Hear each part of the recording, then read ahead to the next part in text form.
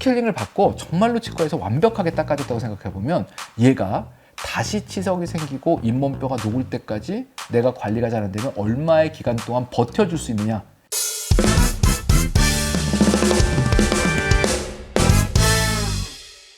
안녕하세요, 올소입니다.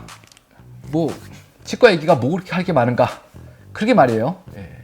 소재 고갈 이런 것도 올 겁니다. 그러면 이제 제가 고민하다가 이제 더 이상 찍을 게 없어요 막 이렇게 고민할 수도 있으니까 댓글을 열심히 달아주셔야 됩니다. 그리고 궁금한 거 밑에다 쭉 달아주셔야 요거 가지고도 영상 한번 만들어 보면 재밌겠다 이런 생각이 좀 들지 않겠습니까? 또 나중에는 이것저것 갖다 놓고 실험하는 영상 이런 것도 한번 해봤으면 좋겠다는 생각도 드는데 채널의 특성상 제가 잡은 아이덴티티가 그냥 치과 의사가 주저리주저리 떠드는 이런 채널이기 때문에 어쨌건 간에 꾸준히 이렇게 이야기하는 방식으로 채널을 한번 운영해 볼까 하는 생각을 하고 있습니다.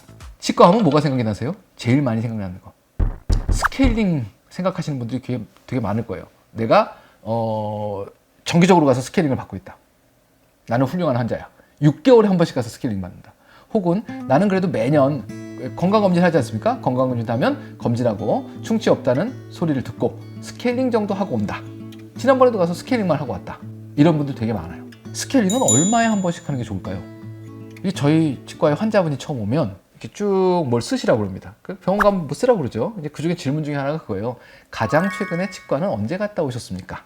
그 다음에 가셔서 뭘 하셨습니까? 이런 걸 이제 쓰라고 그럽니다. 그러면 이제 내가 치과에 언제 갔다 왔더라? 이런 고민하다가 6개월 전에 가서 건강검진 했는데 떼운 것도 없고 임플란트 심은 것도 아니고 그냥 스케일링을 하고 왔다. 그러면 6개월 전 스케일링 이렇게 쓰세요. 그리고 이제 차트를 들고 제가 물어봅니다. 6개월 전에 스케일링 하셨어요? 네. 뭐라고 그러던가요? 네? 아니 스케일링 하면서 치석이 많다든가 여기는 잘 닦아야 된다든가 이런 얘기 들은 적이 없느냐. 그랬더니 그냥 스케일링만 하던데요? 치석 별로 없다 그러던데요? 좀 생각해 봐야 될 건 누가 내 몸에다가 뭘 집어넣고 하는데 왜 하는지는 좀 물어봐야 되거든요. 그죠?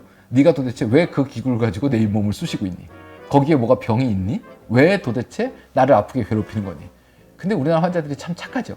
그냥 누워서 스케일링 하겠습니다. 그러면 가만히 있다가 찔리고 좀 아파도 참고 있다가 끝났어요. 그럼 또 나와요. 그럼 뭘 했느냐? 왜 했느냐를 잘 안 물어봐요. 그리고 또 환자분들한테 물어보죠. 그래서 스케일링을 받았다는데 스케일링이 뭔지는 아세요? 그랬더니 그냥 이거 지저분한 거 닦는 거 아니에요? 보통 이렇게 얘기를 하십니다. 그 지저분한 거 닦는 게 맞아요. 우리 치아 표면에 치아가 아닌 다른 이물질이 붙어 있는 걸 깨끗하게 떼어내는 과정을 보통 스케일링이라고 부릅니다. 그거를 다른 말로 다른 이물질, 보통 치석이죠. 그거를 제거한다 그래서 치석 제거술 이렇게 표현을 합니다. 이게 한국말로 스케일링입니다. 치석 제거술. 치석이 있으니까 떼었겠죠.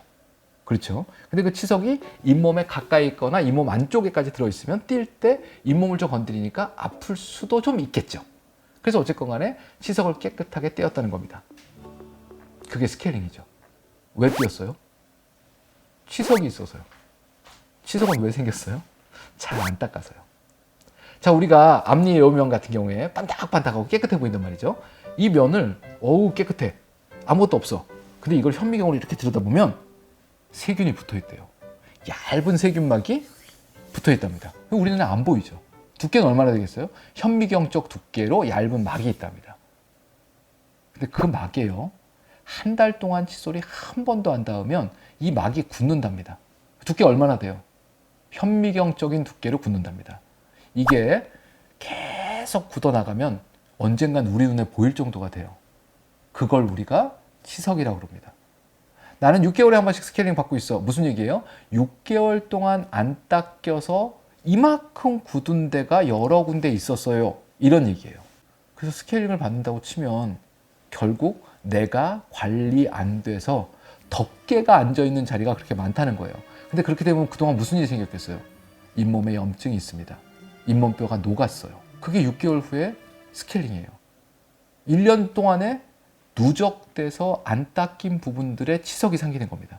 잘 닦으면요, 치석이 안 생겨요. 깨끗하게 닦으면 인생에서 스케일링이라는 게 없어집니다. 진짜요? 네. 저희 치과에 많이 있어요. 6개월 만에 오셨는데 뭘 어떻게 닦았는지 아무것도 없어요. 1년 만에 왔는데 치과 의사가 긁어낼 치석이 한 개도 없어요. 이게 되느냐? 됩니다. 그래서 제가 그렇게 애타게 SOOD, 수드라는 칫솔질 방법, 치간 칫솔 쓰세요. 이 얘기를 강의도 하고 영상도 찍고 이러고 있는 거예요. 아직까지도 제 영상 중에서 수드 칫솔질 방법에 관련된 영상을 아직 못 보신 분이 계시면 채널에 꼭 와보십시오. 거기에 정리되어 있는 영상들도 있고 칫솔질에 관련된 다양한 얘기가 있습니다. 예. 스케일링을 받고 정말로 치과에서 완벽하게 닦아줬다고 생각해보면 얘가 다시 치석이 생기고 잇몸뼈가 녹을 때까지 내가 관리가 잘 안 되면 얼마의 기간 동안 버텨줄 수 있느냐? 한 달이랍니다. 그러면 스케일링을 받은 그 달은 그래도 잇몸뼈가 녹지 않고 버틸 수 있는 거예요. 그런데 그 다음 달부터 어떻게 돼요? 또다시 치석이 조금씩 만들어지면서 뼈가 녹는 겁니다. 언제까지요? 다음번 스케일링 받으러 갈 때까지. 그러면 나는 6개월에 한 번씩은 스케일링을 꼭 받고 있어요. 그 얘기는 나는 1년 내내 칫솔질을 잘 안 하고 있어요, 잘 못하고 있어요와 똑같은 얘기입니다. 그럼 1년 12개월 중에 몇 달이 건강한 거예요? 스케일링 받은 2달만 건강한 겁니다. 그럼 나머지 10개월 동안은요, 뼈가 녹았어요. 잇몸뼈가 녹은 겁니다. 그러니까 치과에 정기적으로 6개월에 한 번씩 스케일링 받으시는 분들은 전부 다 몇 년 지나면 잇몸뼈가 녹아 있는 상황이에요. 어떻게 해야 돼요? 매일매일 닦으셔야 됩니다. 올바른 방법으로 치석이 생기지 않도록. 그래서 6개월 후에 갔는데 무슨 소리를 들으셔야 돼요? 어떻게 닦았길래 아무것도 없구나, 스케일링 해야 될 필요가 없어요, 이제 그냥 집에 가시면 돼요. 그래서 인생에서 스케일링이 필요 없어지는 날이 건강해지신 날입니다. 근데 나는 잘 못 닦아요. 그럼 어떻게 해야 돼요? 매달 가셔야 되는 거죠. 그러니까 스케일링은 6개월에 한 번 하는 게 좋아요, 1년에 한 번 하는 게 좋아요가 아니고 스케일링은 안 하는 게 좋아요예요. 전제 조건이 뭐예요? 그냥 안 하러 가면 안 됩니다. 예, 전제 조건이 뭐예요?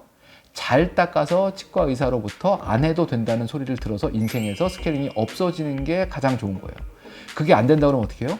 자주 가서 내가 못 닦은 걸 누구한테 닦아달라고 그래야 되고, 잘 닦는 방법을 다시 배워갖고 와서 연습을 하셔야 됩니다. 그 저희 치과 같은 경우는 처음 오신 분들한테는 칫솔질 알려드리고 어떻게 해야 돼요? 자주 불러야 되죠. 근데 지금 이제 약속이 어려워서 그렇지만 원칙적으로는 다음번에 오세요.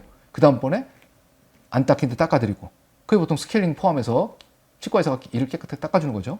그 다음번에 또 다음번에 그래서 어떻게 해요? 잘 닦아서 유지되고 있는지 보고, 안 되는 데 있으면 거기 도와드리고, 그럼 어떻게 해요? 점점 치과의사가 도와줘야 될 부위를 줄여나가서 환자가 점점 혼자 닦을 수 있도록 만들어주는 게 궁극적으로 환자를 건강하게 만드는 방법입니다. 마지막 얘기 하나는 연말쯤 되면 뭐 1년에 한 번씩은 의료보험으로, 건강보험으로 스케일링이 비용이 낮게 되는데 넌 이번에 못 받았으니까 빨리 와서 스케일링을 받도록 해라. 뭐 이런 거 문자 날리고 막 난리가 납니다. 예, 그죠? 이벤트도 하고. 예. 어차피 내년에 또 스케일링 받을 기회가 생기고요. 내후년에 또 생깁니다. 그러니까 연말에 바빠 죽겠는데 거기 가가지고 스케일링 한번 받겠다고 애쓰지 마시고, 환자 조금 없을 편하는 시간에 1월달이나 2월달에 치과 가서 꼼꼼하게 스케일링 받으시고, 중요한 게 뭐예요? 받고 난 후에는 다시 스케일링 하지 않도록 잘 닦으시는 거 중요하다는 얘기입니다. SOOD라고 제가 칫솔질 방법 여러 번 말씀드리고 있습니다.